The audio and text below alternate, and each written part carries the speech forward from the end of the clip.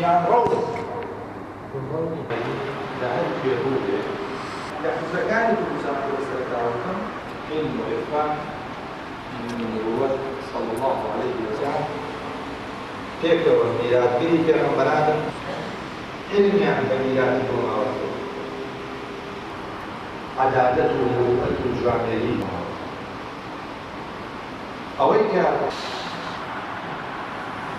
بدي خانق بصراداي وسويت الزور بالرجال طلبت هذا برجر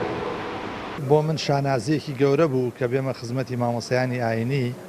لە شاری خەلیفان و دەوروبەری باسی ڕۆڵی مامۆسایانی ئاینی بکەم لە مێژوودا و لە ئێستادا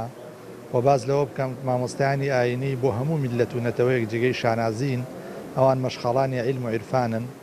چۆن ئەو ڕۆڵە تاریخی ئەوان بەرز بنرخێنین و چۆن ئەو ڕۆڵیان بۆ بگێڕینەوە و خۆشیان فعلەن چ دەور و ڕۆڵێکیان هەیە لە واقعی سیاسی و کۆمەڵایەتیە.